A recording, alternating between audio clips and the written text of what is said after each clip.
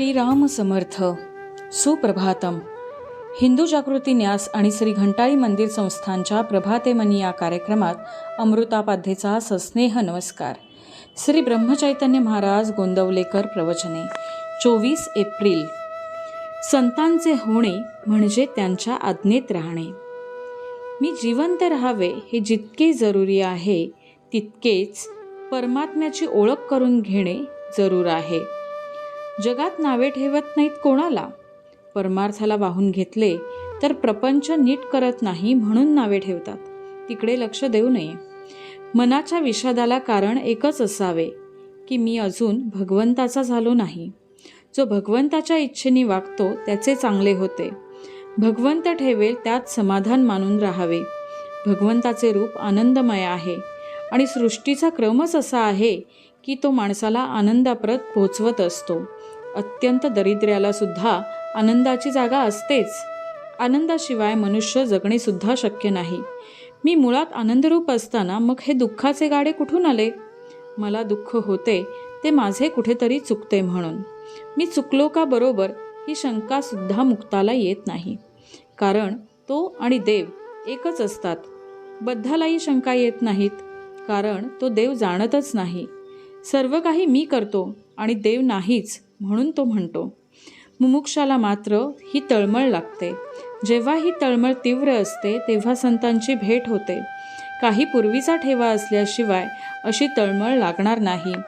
आपण संतांचे होऊन राहावे.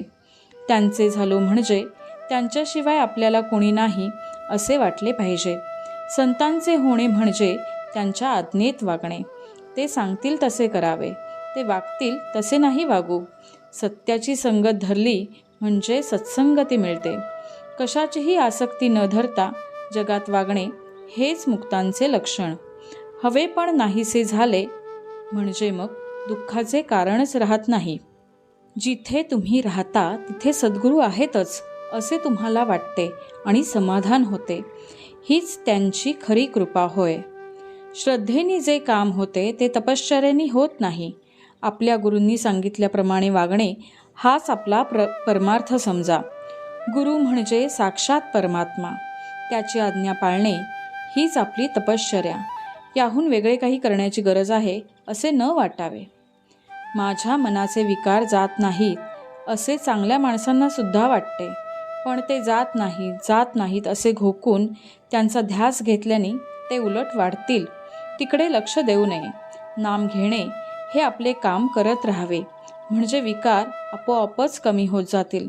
मात्र मनाच्या मागे देहाला जाऊ न देणे इतके जपले पाहिजे. बोधवचन. संतांची आज्ञा प्रमाण मानणे हेच प्रचिती येण्याचे साधन आहे. आजचा हिंदू कर्तव्य दिनविशेष 24 एप्रिल.